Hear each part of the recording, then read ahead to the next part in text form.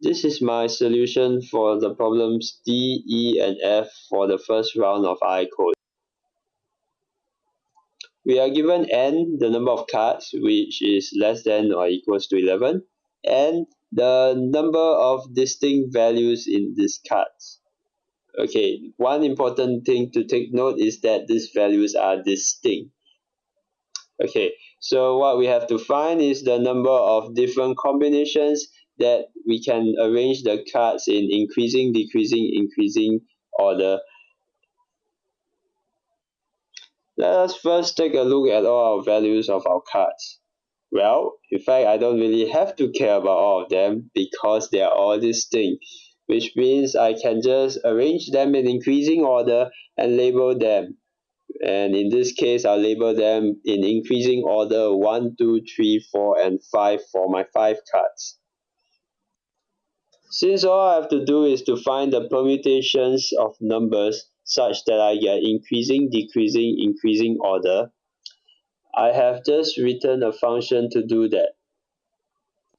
The function consists of 4 parameters.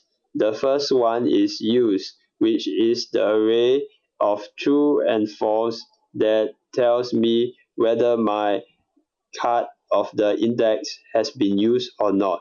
Use if it is true and not used if it's false, which means that it tells me what numbers I can use as my next number in the sequence. Card left simply tells me the number of cards left in the sequence. Current is the current value of the card, and the Boolean increase tells me whether the next card is supposed to be increasing or decreasing, which means whether I'm supposed to add a larger value of card to my sequence or a smaller value of card to my sequence. Well, first we start off by setting uh, by returning 1 if there is no cards left.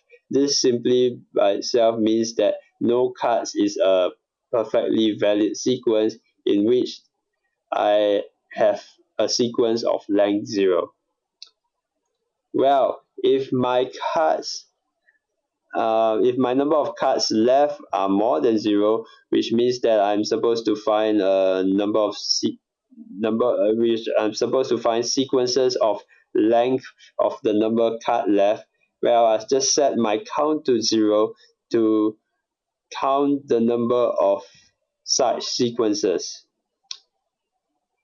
Well, if the next number is to be increasing, then we have to look for numbers greater than the current value. In that case, I will be looking for numbers from current plus 1 to the length of to the total number of cards, which is the length of the use array. Okay, so I check if that specific number is used or not. If it's not used, then I can use the number for my next value in the sequence. So what I do is I have to first set my use array for that specific card to true, and then count the number of permutations such that I'm using that next card. After that, I'll just reset back my use array to false, and that will just return me the permutations, and I'll increment count with that number of permutations.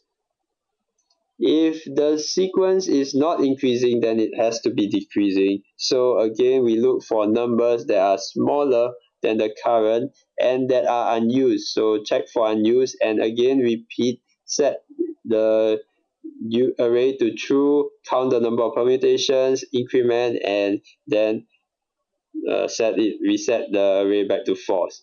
After everything, count will now store the new number of permutations that I can get using this particular value of card. So all I have to do is then just find the number of permutations. Well, since more or less the algorithm is the permutation function, all I have to do now is to just print out how much permutations I have. Okay, first of all, I know that the answer will always be the same for the same value of n. Because of n distinct values, there's really no need for me to know what these values are. They will always be able to arrange in increasing order of n numbers, and I can just permute them. Okay, so for each of these n number, I will calculate my answer. Okay, and how will I calculate my answer? I will just simply permute with a new Boolean array of that exact same size. And why do I just put a new Boolean? Because everything is initialized to false at the start, which means everything is not used at first. The next value just tells me that I have I cards left to use, which is simple enough. So I have to find a sequence of length I. Okay, the next I, which stores my current value, is a bit not as intuitive. But the reason why I set my value as I is because if we take a look, the sequence has to be increasing, decreasing, increasing, decreasing. Okay, but what is the value before my first number of that sequence? Well, I really have no idea, but what I do know is that my next value has to be smaller, or has to be between the numbers 0 and I, less than I for that matter. And I know that the first sequence will be increasing, and since all I'm doing for the increasing decreasing is just um, inversing the inversing whether it's increasing or decreasing. So the zero sequence, or the sequence before it, should be decreasing, and so my number should be a value that is larger than the possible numbers that I can put in my sequence. So I shall just start it with value I, which is larger than any number that I can pick. Okay, so false, as I explained, is that the sequence must start decreasing because the next one will be increasing. Okay, so in that case, all I have to do is just do a while loop until I have n to be 0, and when for each time I just print out the answer, the pre-calculated value that I already had for my permutation. And that's it. I just scan n in again and repeat the process until n becomes